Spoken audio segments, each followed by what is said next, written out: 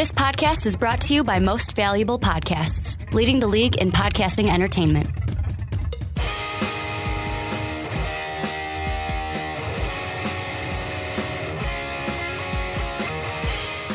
Hello, NBA fans, and welcome to Most Valuable Podcasts. My name is Ricky Widmer, and for the first time in a long time, I'm joined by a dear old friend of mine, an old podcaster here on Most Valuable Podcast, Dave Oster, back in the recording studio. One of them originals. Yeah, how does it feel to be back after so long? Pretty good, actually. I kind of missed voicing my opinions to people online. I usually just bitch at you when I have problems with sports, but... Oh, like the entire NBA draft, which is what we're going to talk about tonight? Absolutely. There's quite a conversation going back and forth there. But, okay, we're going to talk about many things. We're going to try to touch as many teams in the hot... The Porzingis deal, the draft, that's going to be discussed. We're also going to just discuss things like the Terry Rozier draft. However, we're here in Chicago, Dave. That means I want to start with the Bulls pick of Bobby Portis. And I don't know about you. Actually, I do know about you because you voiced your opinions to me. Some people have problems with it. I understand. have huge problems with this. But you don't see the picture. Okay, before I voice my opinion, before we get to your, I don't know why you're liking this pick, I want to throw out a comment we had on our NBA Mock Draft 2.0 from, I'm going to call him UFC. This is what he had to say. He's a Bulls fan too, so it's not like someone just making a random comment. He said, and I quote, "I can't stand Portis. Have never understood the hype. Obviously, I wasn't the only one. 21 other teams thought he wasn't worth it also. I mean, even his highlights aren't impressive. He moves around the paint like he's stuck in mud, no lift, and totally mechanical. He's a bad defender, not a great shooter, and isn't a great outside shooter. Can't rebound. I don't get it at all. I'm with you. We should have went RJ Hunter, Tyus Jones. Like, what the blank were they thinking?" And that last part is why didn't we go Tyus Jones? Tyus Jones, Bulls, should have been the pick. I don't disagree with you. I think that the Bulls ownership just isn't ready to give up on Rose yet. They're still going to play that backup point guard game but you're not, of the year. You're not giving up on Rose if you draft Tyus. I feel like you are. Tyus comes in. Tyus can be a backup. It's kind of like what we talk about. I'm going to use an NFL comparison here. Sure. When we talk about quarterbacks. Yeah. Oh, well, it's okay. This guy can come in. He can be the second stringer. Doesn't have to start. It'll be good for him. That's what Tyus Jones. That only happens when your quarterback sucks. Tyus Jones would have came in, would have been able to back up Rose. I mean, Tyus Jones comes in. He's not expected to be. Every quarterback who comes into the league these days, I'm just going to kill you right here. Every quarterback who comes into the league these days, if you're a rookie, you're going to start. Otherwise, you're not good at the game. Yeah, but how many times have we heard that? Where it's like, it's okay, he doesn't need to start day one, it'll be good for him. Yep. Kind of like what happened with Aaron Rodgers. Okay, so a decade ago it worked. Yeah, so the NFL is very different. Expectations are different. But Tyus and I feel Jones the comes NBA is even more accelerated version of that. If you're not a success in the first 2 years of your deal, you are forgotten about and done. Name a player who has come out of that shell, who's just sat around and got minimal minutes and then just all of a sudden exploded on the scene to be a starter. I'm not even talking star. Wait. Name the most important position in the NBA right now, and I'll give you a hint. The Western Conference has figured this out. It's point guard. It's a point guard. And I mean, yeah, we have Derrick Rose, but let's be honest. Derrick Rose, although he may be in his mid-20s with the bad knees, possibly, you don't really know how much of a prime he has. To have a backup like Tyus Jones would have been the smart thing to do. I mean, Bobby Portis over RJ Hunter, I get it, because I feel RJ might have been at reach at that point. No one knew who RJ Hunter was until his shot over Baylor in the NCAA tournament, how it usually goes. But I was watching the draft and watching Tyus fall, and I was just licking my chops like a dog looking at a steak. Like, my dream scenario is coming true right now. Tyus Jones falling to the Bulls, and we're going to take him. And then it was like I was living a bad nightmare. The problem is we've done really, really well with serviceable backup point guards in the last 4 years when Derrick Rose has been unavailable to us. it's been backup point guard after backup point guard who's held the team through it. And I'm not saying they're the ones who made us, do so well, brought us to the playoffs. Yeah, but I'm saying they Nate bridged Robinson, that gap. you're talking about DJ Augustine. I'm missing one between Nate and Augustine. The Euro. Oh, what? The Euro? Yeah. He's now backing up in San Antonio. Oh, my God. What is Bellinelli? Yeah. He wasn't a point guard. He was a shooting guard. He played point guard for us, let's be honest. He pretty much was point guard. But yeah, kind of like what Nate Robinson did, especially when Rose was injured. Exactly, and that's what I'm saying. It's the success of those backups that I feel like devaluated this pick to the Bulls ownership. I feel like if they picked a point guard, Rose would have felt a little betrayed. Then tell me why we picked a power forward. Because apparently, Dave, I'm not getting this you don't get the big I'm plan. not getting this big the conspiracy picture going on around here. I don't know this big picture that you see, so paint a picture for me. Here's the thing, is Chicago has one thing that is like, it's been rumored on and off for the last 2 years. It was Taj Gibson being trade bait. Over and over, he's the name that we can afford to lose. He's in his prime now. He had a really strong showing in the playoffs, followed by some weaker moments that really stood out to me. And I just saw it as, you know what? If we get rid of him right now, we get top dollar for him. We don't have to pay up that contract. He will likely get a large one in a couple of years. His contract right now is about 8.3 if we round up. Exactly. He's a free agent in 17. Exactly.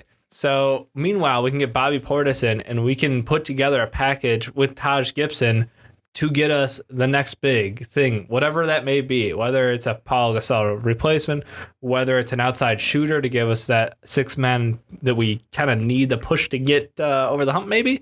I mean, it gives us the option of moving parts around. Bobby Portis, for all the crap that your followers, your commenters hated about him, he still got the job done. I feel he played a really decent job at a bad team at Arkansas. He put up like 15 and 8 his last year there. And yeah, these are not amazing numbers. He's not the guy who's got to change the game. But guess what? Taj isn't that guy either. Like, I don't know why people value Taj so much. What he does do, his one thing is energy. When he comes in the game, he can provide the Bulls offense with that energy, the defense with that energy. When he goes down there and gets the ball down low and just throws up a big dunk, like, the whole team gets into it. They go nuts. You need a couple of those energy guys. And I feel like, yeah, that is a great contribution, but his numbers can be duplicated by Bobby Portis within a year's time. I feel like right now he has his highest value. We can get rid of Taj at minimal cost to ourselves and maximum game. I think it's just a smart business move, not necessarily the best basketball move and fan-friendly move. When we see, like, as a fan, I'm like, yeah, we could really use a replacement to Derrick Rose, but it's Derrick Rose. Well, and here's the thing I'm going to throw out there about this, and this is another thing, and of course this is thinking hindsight, but of course I don't like the pick as it is. If you're trading Taj, why not pick a guy like Tyus and just say, okay, now if we trade Taj, we can try to get another big man, or because you're going to get somebody close to Taj. Or are you just going to say, let's take Bobby Portis and then we can trade Taj for a backup point guard? Is that what you're saying? I feel like you get better value when you trade for different positions. Like if you go power forward for power forward versus power forward for guard, like I feel like there's just a different mindset there because it's filling in a team's need. We're not going to feel like we won anything by getting another power forward from another team unless it's like a huge upgrade, which means we're packaging Taj plus. Mm-hmm. So I just feel like it's a win for us if we are able to pull that off because Morotic doesn't fill the same role that Taj does. Well, Morotic can kind of stretch the floor. That's He's his that job. Euro player. He pulls out to the 3-point line, sets up shop. He still will get us some rebounds. He moves the ball a little bit better and he stretches it out. Could we say Dirk-esque? Dirk-esque? Yeah, on a great day, that's who he would emulate. But yeah, I think Bobby Portis feels free to get dirty in the paint. And I don't totally agree with the comments put in about him being awfully slow, mechanical. Like, no, I feel you're in total fan mode in the day after the draft reaction. To me, I'm not, of course, you're talking about the comments we got from UFC, which thank you for the comments. We always love them. Comments. But the thing with me is I'm not necessarily bashing Portis as the player. Okay. I'm from the mindset of, Need it wasn't a point need. guard. No, it was. Why not get point guard? It wasn't a need. 2, all I've heard, like Fred Hoiberg to me. Yeah. Even though I've seen what he can do at Iowa State. Yep. I'm still kind of unsure what kind of a Bulls team to see. Yeah, because I don't know. It is a big question. How his game is going to translate from the college game to the pros, and B, I don't know what is going to happen with the roster we have. Is Jimmy Butler going to be there? Are we going to trade guys like Taj, or one that I'm throwing out there? I don't care if this is a rumor or not. This is who I think we should trade. Get Noah out of town. I mean, it was pretty apparent that Noah has fallen off offensively. And Noah's $12 million annually. Yeah, we can't afford to pay $12 million to a guy who can't put up a 2-foot putback. And I mean, I'm looking right here at spotrac.com. Out of the free agent point guards that they have listed, this is in order top down. I'm going to list the top 5, and this is on their salary. Rajon Rondo last year got $12 million. I don't know if he's going to get that much. No. Rajon Rondo is a total wild card. Jalen, he got just over $8 million. Yep. They have Monta Ellis listed as a point guard. I'd list him more as a 2 guard, but he got just over $8 million. Andre Miller, they have listed as a point guard. He's almost 40 though, and Mo Williams, who almost $4 million for Mo. Yeah. So are we going to do where it's like, okay, let's sign Mo Williams. Let's sign Jalen. Yep. Let's hope it works. And then it has in the past. That's the problem. If our track record is such that we can survive having a backup point guard play for a quarter of the season, a third of the season, whatever it may be, they're serviceable. We've had zero issue with that. It hasn't, and that's not why we've lost in the playoffs up to this point. It's not like, oh, if we had, Derrick Rose, other than that first series where we weren't prepared when he went down with the initial knee injury. After that, with our backup point guard, we've been fine. See, and here's another thing I'm going to throw out there. And this is what I think we could have gone Tyus Jones if this would have been the case. If we had our second round pick still, I think the Bulls would have went Tyus Jones. Because if they wanted a power forward, they could have said, you know what? We can get that guy in the second round and take a guy totally like Tyus Jones. I totally agree. There was value to be had there in the early, probably mid-30s. There was still value there. And I mean, next year, we're going to have, unless we trade it, we're going to have a first rounder from Sacramento and a second rounder from Portland. 2 second rounders, one from Portland, one from Orlando. So unless we get rid of stuff, right now the Bulls are looking at 3 draft picks. Yep. In 2016. So I mean, but let's not be thrilled about that, because let's look at what the Celtics just shit the bed with 4. So yeah, let's not be overly thrilled. And let's move to that. The Celtics, they had 4, but I'm going to list you the entire 2016 draft for the Celtics. 1 first rounder from Brooklyn, 1 from Dallas, 1 from Minnesota. They have 3 first round picks. Then they have a second from Cleveland, 1 from Dallas, 1 from Miami, 1 from Philly, and then they hit 2016. So it's 1, 2, 3, 4, 5, 6, 7. They have a Philadelphia 76ers draft from this year, because the Sixers had 6 this year. Possible, yeah. So I mean, the Celtics, they're not done. Danny Ainge is not done rebuilding, but however, the big shocker for them, and for me, maybe it's because I'm not a Boston Celtics fan, it was a eyebrow raiser. Yeah. But I was like, okay, he's a good player. Terry Rozier out of Louisville. Didn't expect him to go that high. But I mean, sometimes when you draft, is it just that, hey, if you like him, take him? You take the best player on the board at that point? Is that what they felt they did? On your board. They took the best player on their board, not on the board. Is that their choice, or was it because there have been rumors about Marcus Smart being shopped? See, I think it's a little bit tomato, where they may feel like, hey, you know what? If we do trade Marcus Smart, this is a guy that we've been looking at and we've liked since the beginning of his freshman year, a year ago at Louisville. So why not take him? We got a guy like Brad. Why we brought in Brad Stevens was to work with young guys that we're going to be bringing in the future. Because 2016, if you think that's enough for the Celtics, they got more draft picks coming. Brooklyn just gave them the house. to get KG and Paul Pierce back in the day. Yeah. Let's be honest. That was a great move for the Celtics. It was like, yeah, we lost out on our bigs, but guess what? We'll be okay. Yeah, and I mean, Brad Stevens is a guy, he can work with young players. Do you feel like it's I almost feel like it's a overconfidence move, kind of like a Pete Carroll, where he's like, I know the game in the NCAA. I know these guys, so I'm gonna go ahead and like outsmart everybody and take a bunch of B-, or B to C players. See, but I don't think... He gets a bunch of average guys. You're talking about Danny Ainge, or are you talking about Brad Stevens? Danny Ainge. Okay. Yeah. I feel like it's almost some... He's trying to be the smartest guy in the room. Right. He's playing almost Moneyball style basketball in Boston, and I'm like, you know what? In basketball, you need that one. You need that franchise guy that will be reliable, that you can hold down the house on. Like, I don't know, it's not Evan Turner. It may be Marcus Smart. Yeah, I mean, I don't have that guy yet. So them going out there and picking up Rozier in the first, and then I kind of agree with their choice of grabbing RJ Hunter. See that? I think at that point, you're like, hey, he's a hot shooter. Absolutely worth it in the late first. There's no reason not to ride that out. RJ Hunter, to me, coming into the draft, I'll be honest, I love RJ Hunter. Yeah. Ever since he hit, I am that traditional guy with the players like RJ Hunter. Ever since he hit that, even though I had Baylor beating Georgia State, we're going to push that off to the side. I loved RJ Hunter ever since he made that shot. The story of him and his dad being the coach. And if I'm Brad Stevens, the kind of coach I am, I want to coach his son on my team.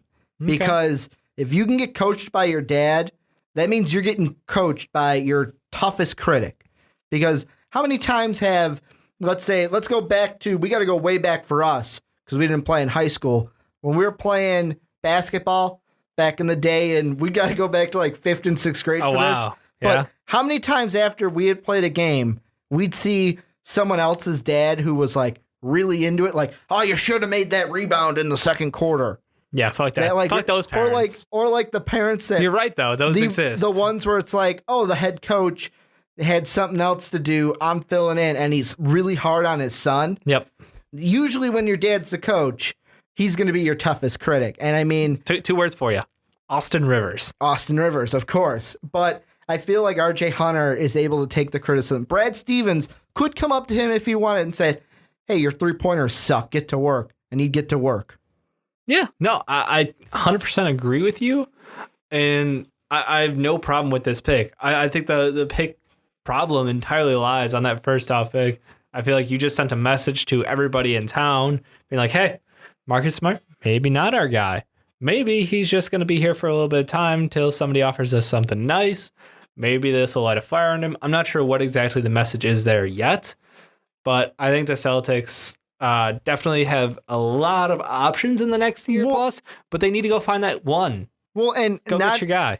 And I'm not saying like the Celtics shouldn't have taken a point guard. Yeah. But to me, and I'm thinking in my head, which point guards are better than Rozier?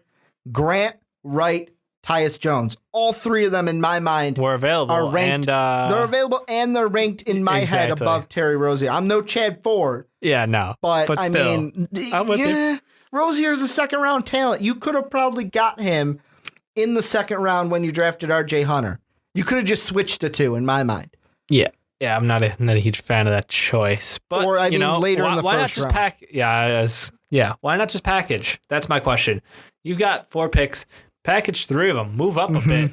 Go get yourself somebody early. Probably with that amount of firepower, they probably could have got 10, 11. Maybe 9 if they, did something. But the whole thing you have to keep in mind is you don't want to turn into the Phoenix Suns. Getting stuck in NBA purgatory is the worst thing in the world. You're a bunch of average players to below average players. And the Celtics were a playoff team. Just throwing it out there. Exactly. And I don't want them to get stuck in that range. You go either to the top or to the bottom. Do not be stuck in that middle. You will be just overcome with average. So you're saying, I mean, because the point guards, how they went down was you're not going to trade up for 2. The Lakers were going to ask for the farm. Absolutely. To use a baseball term. Yeah.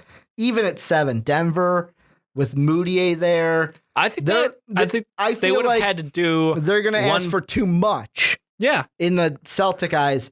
But at 14, you could have traded with the Thunder, got Cameron Payne, who to me is better. I mean, and all this is going to be crap 5 years down the line when these 100%. players prove us wrong. But to me, Cameron Payne, even though he went to Murray State and not Louisville, is a better talent than Terry Rozier, or a better ranked player, I should say. No, I absolutely agree. I think Boston should have moved up. Could have moved up. Could have picked any different point guard out of those three that you listed. They had so many picks to do it. Hey, they could have even moved up for Russell because of how many future picks they have. And that's the thing. And the Lakers, I think... Go do something, Boston. Like, Kupchak, push the button. Kupchak might have taken it because I feel like the Lakers are more in the terms of, okay, we get Kobe, yeah, we love you. But we're going to worry about life after Kobe because that's coming sooner than Kobe winning a championship it's this year, next year. So the pressure's really on. If depending on that, I think the first 20 games of the season, we'll see which mode they go in, whether it's Kobe's just going to ride it out or if they're going to go kick it in high gear. So I'm excited. Let's talk about the big pick. The pick that now 20 minutes in, everyone's been waiting for us to talk about it since I teased it. At the beginning of the podcast. You know where I'm going with this? Absolutely. We're going to the Big Apple. Kristaps Porzingis drafted number 4 overall to the New York Knicks. And I just want to say this. For all you New York Knicks fans out there, just stop being so butthurt. You don't have to be butthurt over this pick. It's a nice pick. Not every pick in the NBA draft has to be a guy that's going to, hey, he's going to help us right away. Because guess what? If he helped you right away, doesn't matter. You got Melo and him then. No, I'm okay. Help you right away is kind of a deceiving thing, though. Because like step in day one. We're with Porzingis. Everyone's saying like, oh, well, 2 years down the line, he's going to grow into himself. They're aiming so many years out that it doesn't even seem like it matters. You know what the Knicks fans need to adapt? It was just total polar opposites from 3 to 4. Because at number 3, Philly drafts Okafor. Yeah, they show signs of Philly fans, hashtag trust the process. Yeah, three centers in a row, and they love it. And that's Philadelphia. And then you go to the number 4th pick, the Knicks take Porzingis, and everyone wants to light New York on fire. And it's like, just, can you trust Phil Jackson for a little bit? I mean, right after they made the pick and they talked to him, on TV. I love Phil's interview. You know what he basically said to the whole fan base in New York? Yeah, how many rings do I got and how many do you got? Yeah. Exactly. Pretty much. Down. I'm going to do what I want to do because that's what they pay me to do. Like, I heard this absurd, not that it's just absurd that they brought it up. I was listening to Waddle and Sylvie on ESPN 1000, and they were bringing up, is Phil doing this because in 3 years, Phil's like, you know what? I'll just set it up for the next guy. I'm like, are you crazy? No. Phil's in this for another ring. Phil's there to win. Yeah. Phil's there to win and feed his own ego. And win it with his triangle. It's all about the triangle. It's all about the triangle. And you know what? Chris doesn't fit the triangle exactly how everybody wants him to.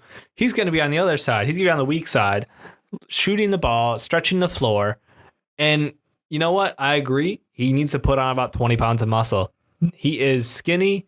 He probably can't push it well into the paint yet. I think his height is huge. 7'1" is phenomenal. But yeah, give him 20 pounds. Give him, I'm telling you, by just mid-year, eat some of that New York pizza. You know, the sin for us Chicagoans. By mid-year, fold he's still going to be in the top 5 for rookies. You think so? Absolutely. New York is such an empty team. It's almost like Michael Carter Williams' stats when he was in 76ers. He put up great numbers because he was on 76ers. Porzingis has the same opportunity. It's him and Melo. I don't have any love for Bargnani. I don't know. No. Just quit it. Porzingis, yes. See, and the thing I liked about Porzingis' interview after was he said he's like, I'm hungry. I want to get after this. I want to work day one. I know Jay Billis made a joke like, oh yeah, he said he was hungry because he's got to add a couple pounds. But I mean, with Porzingis, the one thing I could not, and usually I talk good about this ESPN analyst, but I am totally against him right now, Dave. Did you see Stephen A. Smith? I did not. His rant that he had to do, totally ludicrous. It was so disrespectful that he was talking about how, like, oh, yeah, I had to come off a vacation to talk about this pick because I don't know what's going on here. I don't know what's going on in New York anymore. It's like, Stephen A., just shut up. Sit down. Just SDFU. Yep. Just get out of town. I'm with you. I don't want to hear you because the whole thing with New York is, and it's everything. And in New York, I kind of feel like puts this on a pedestal. You want to win now. Melo decided to stay. You want to win with Melo. Well, guess what? It's a process. I feel like the Knicks, just with their first round alone, you get Porzingis, then you trade Tim Hardaway Jr. is out of town, which to me is a headache. You get Jerry and Grant, who, to me, the best thing I liked about Jerry and Grant is, you know what he can do now? He can go call up Uncle Horace and say, hey, Horace, can you teach me this triangle? Oh, man. I did not see that coming.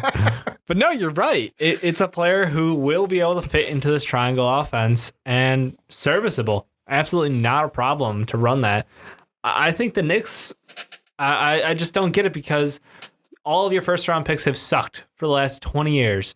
Since Ewing was drafted, They weren't Phil picks, though. They all sucked. They weren't Phil picks, though. Let's put it I'm that just saying, way. like, I don't... I'm with you. If they get over at New York, this is what you've done. Your first-round lottery picks have sucked. You're used to it by now. Don't immediately shit the bed with this guy. He has potential. Everybody kept talking about him being... In a couple of years, everybody will be like, you know what? He was probably one of the best players in this draft. Let's put Give it him this the way. chance to work his way there. Watch him for a couple games. People are making these judgments based off of 30-second clips, 2 minutes. I guarantee you, the most tape any average fan has watched on him is about 4 minutes. I'll tell you Watch this. him play. Just give him a chance. I'll tell you this. You want to know why Phil Jackson went with Porzingis and not a guy like, well, I'll even say the guy that went to the Magic in Mario Hezonja. Two guys who played overseas. The Knicks could not draft Hezonja because they have Carmelo Anthony. Yeah. Because the big thing with Hezonja, everyone's like, he's cocky, he's full of himself, he wants the ball all the time. That's not going to mesh with Melo. No. We saw that in Denver. Yeah. We've seen that again here in New York. So, of course, Phil goes, I'm going to go with the guy with Porzingis who, even if because in Phil's mind, even if the Knicks and Porzingis don't work out this year, but Porzingis gets better, then you could look for another top pick to draft to build on that. However, that next draft pick isn't going to be until 2017. Well, it won't be their draft pick until 2017. They can go out they don't and have, get one. They don't have any picks right now because they had a first rounder. They traded that to Denver. And Denver sent theirs over in the Melo deal. So it's like, cool, we just traded first round picks. Yeah. Then they said, okay, we are going to go ahead and give that first rounder over to the Raptors for Andrea Bargnani. Yeah, that didn't quite pay off as they had imagined. And then they gave their second round pick to the Blazers in the Felton Kurt Thomas trade. Again, where it was the Blazers, a second, but still. Where the Blazers gave it to the Kings and the Kings gave it to the Rockets. Yeah, it's been hoarded around quite much. So they don't have a pick right now in 2016. So their next two picks are first rounder, second rounder. Not their second rounder, but a second rounder in 2017. Right, which is why they're trying to make that big splash in free agency, targeting big names like LaMarcus Aldridge, DeMar Carroll, Greg Monroe, and even little David West from Indiana. Which seems very likely now that they're going to end up with, at this point, it seems almost Greg Monroe and David West are the two likely candidates to sign with the Knicks in free agency. So, I mean, it will help bolster out that roster, but I don't think it will be a winning roster. It won't be a championship. They'll probably go 50-50, as far as their win-loss, but should they try to bring Caleb's staying. He tweeted today. So? Yeah. Did he? I think I thought I saw something today about him staying. Okay, so he's going to stay in Cleveland. LeBron, we're assuming, is going to stay in Cleveland. He's just waiting for everybody else to sign so he can one-upmanship. LaMarcus Aldridge, he's going to go to San Antonio. And Very likely. If he doesn't, it'll be LA. Right. So that leaves you with that second tier of Greg Monroe. Yeah, I feel like Greg Monroe he's a great big, but guess what? Big's not going to win you a championship anymore. Mm-hmm. It's a different NBA. See, and that's the one Actually, you know what? I take it back. It can win you if you get to the right matchup. It really depends on matchups. I'm going to say something because throughout the entire, this is just a ESPN analyst rant. Throughout the entire draft, you heard guys like Jay Billis and other places. They were like, "Oh, well, the big man's kind of gone. Where the West gets it, you got to win with point guards." But then you get out of the brilliant mouth of Jalen Rose says, and I quote, "Call the archaeologist because the big man is back." Yeah. It's like just because Okafor and Karl Anthony Towns got drafted, doesn't mean the big man's back. It just means you had 3 bigs, actually 4 if you count Chris. He's 7'1". He's kind of a big 7'2", but no one's counting. He's listed officially at 7'1". That may be without shoes. Some people take that. Did I tell you that? No. Apparently, some people I know and UFC. This is a knock at you. It may be 7'2", but without shoes, he may be 7'1". I always took the measurement without shoes. Yeah, that's what you do at the doctor's office. Like, why? They wear shoes when they play. Yeah, but you're not. It's your height. Yeah, but you wear shoes when you play. He's not going to play in his socks. Yeah, is he going out there in like 4-inch heels though? I mean, are we gonna have players? No, but could you see Muggsy Bogues going out there with like big ass heels? Yes. What are you gonna do? He's got the stripperella stilettos. Muggsy Bogues may only be 5'5", but in shoes he's 6'1". Like, what are you talking about? He doesn't have hooker heels on. You people are crazy. But is there anything before we get to winners and losers? Is there anything else you want to talk about from the draft? Anyone else? Any other decisions? I think the Lakers and their decision to go with Russell. But are they going to trade him? No. Are they going to trade him for being a fucking idiot?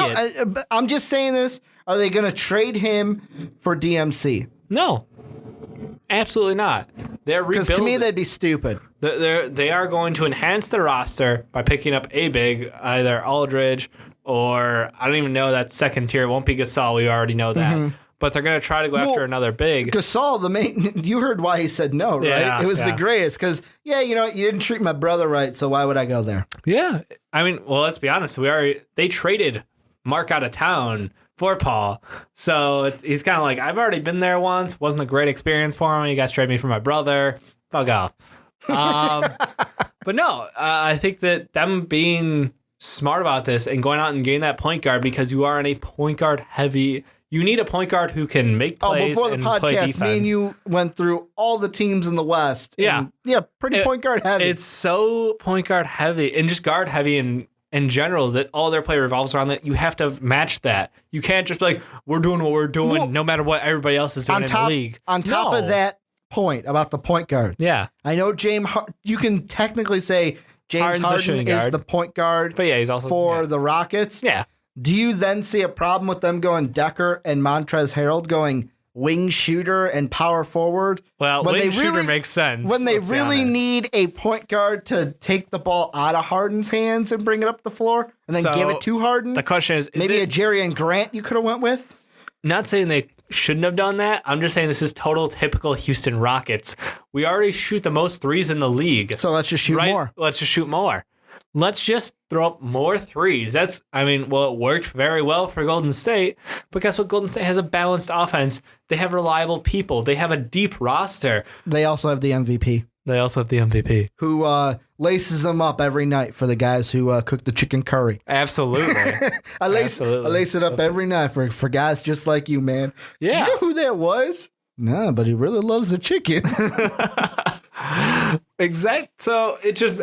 it's a Houston Rockets move, and I'm not arguing with you. I just think they need to find the right guard to match James Harden because he has such a personality, such an ego, and such a fan following that to pull the ball out of his hands. I'm gonna blame almost would be like sacrilegious in Houston. I'm gonna blame that ego on his Thunder days.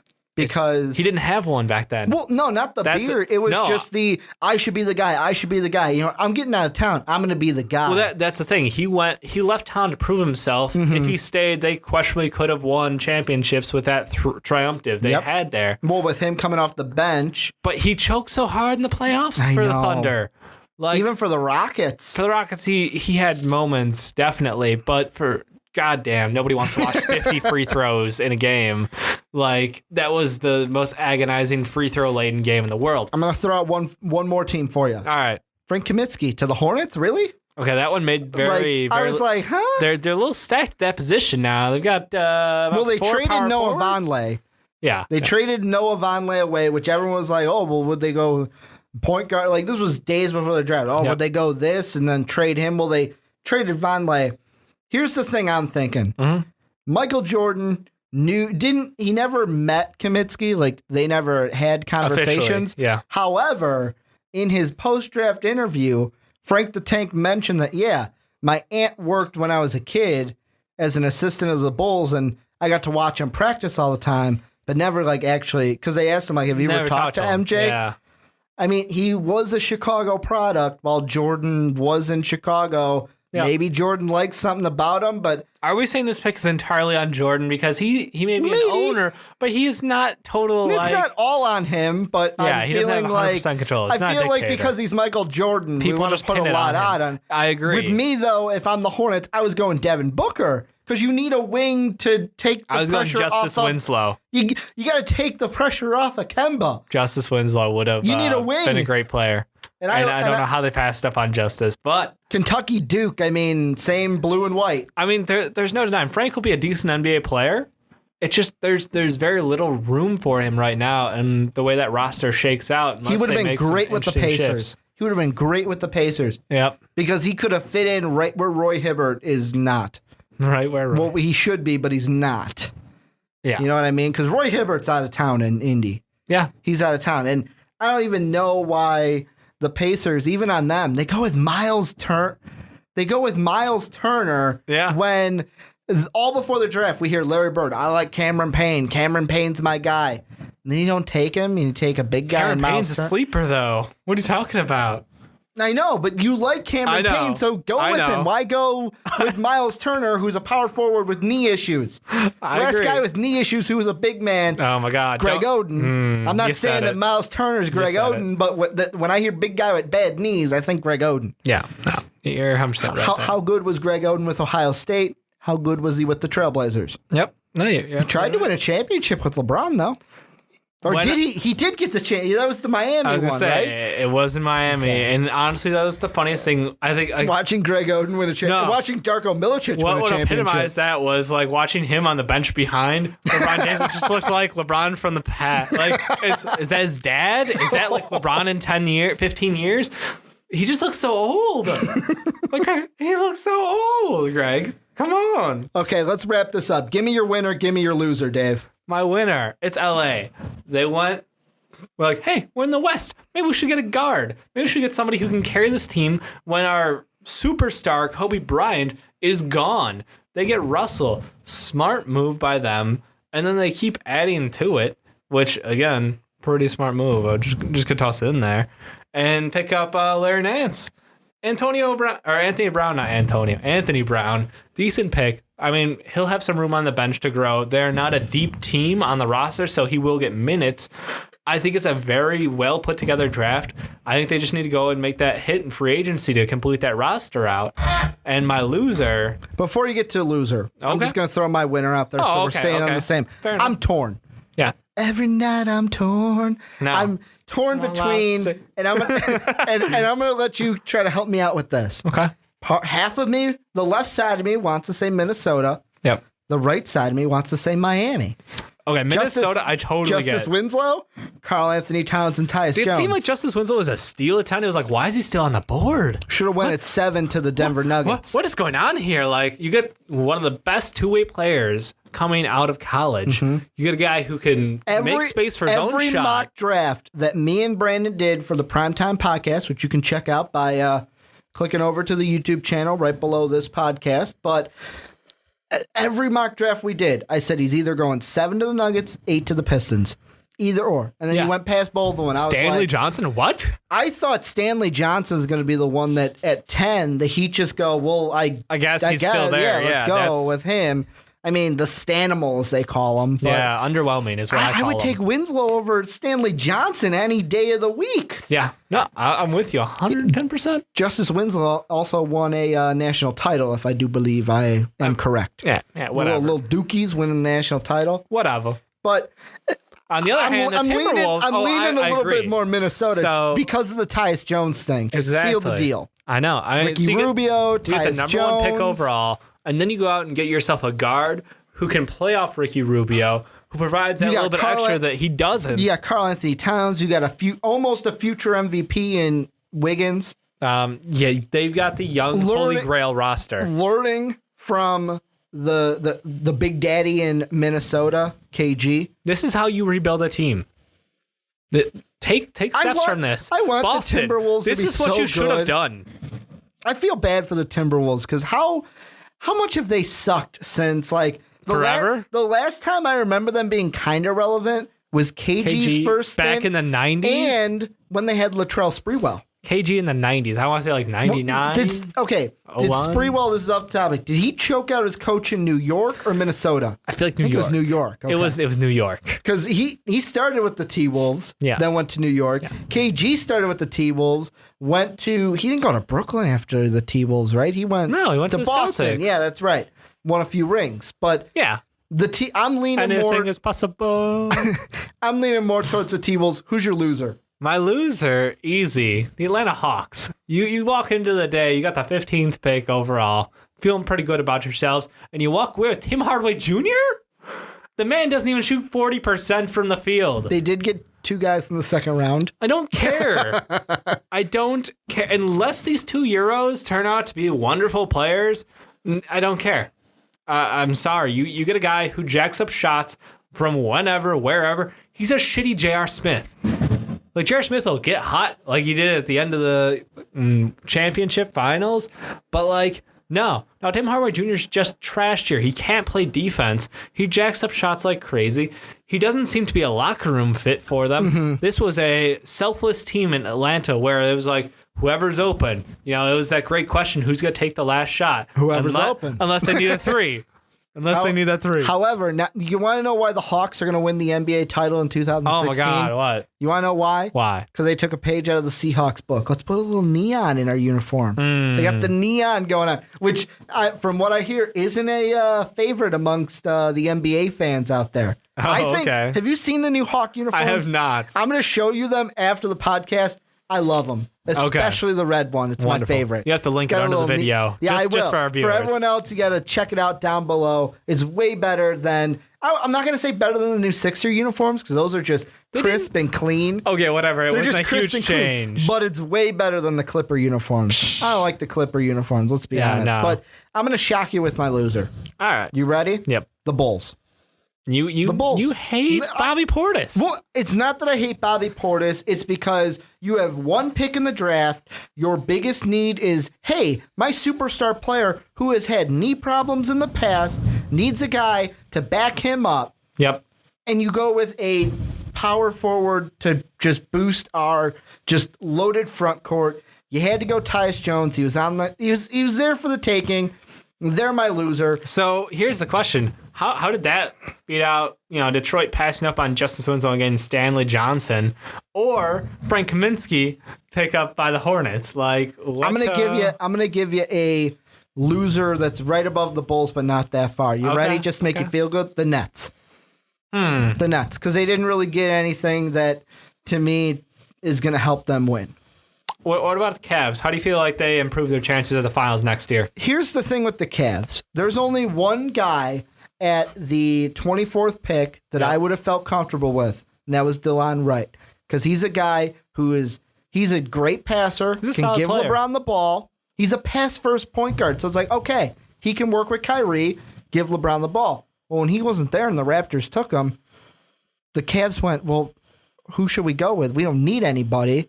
We're just going to bring back Love, bring back LeBron, try to bring back the house and win it again and hope the Warriors just don't make the finals. Yeah. And try to do it again. Because now they're going to have the Atlanta Hawks. I know you talked about them. They have the same thing. They're the same thing as the Seahawks in the NFL. Boosted, just blasted, kicked the doors open. We're here. Well, guess what? Now people know how to beat you. Yeah. You surprised us this year. You're not going to surprise us next year, kind of a thing. Absolutely. Just like the Seahawks. And on the other hand, you got the champions going out there and just adding greatness to greatness. I mean, at value for value pick. Could you get better? Could you really? No. Kevon Looney, he's a great pickup. Yeah. He's a nice addition to the front court, way better than Bogut. He probably won't sit in the finals like they ended up sitting Bogut. Yeah, they had some interesting matchup issues in the finals, but the thing is, they were deep enough to adjust. Yeah, and plus those adjustments and that deep bench allowed them to win the championship. Draymond Green showed to be his name's blanking me from the Spurs. I want to say Kawhi Leonard. Kawhi Leonard. He was the Kawhi Leonard for the Golden State Warriors. Just came out and was amazing for him to help the MVP. And he's going to get paid. And a streaky Klay Thompson, who was cold as ice towards the end. He had a bad playoff spurt. But you know who's not? Harrison Barnes. Yeah, Harrison Barnes came out. He's done wonders. Showed everyone what was going on. But that is going to do it. Sorry. That's going to do it for this special edition of Most Valuable Podcasts 2015 NBA Draft Recap. I want to thank everyone for listening. Tell us down below what you think of your team. Even if we didn't talk about your team,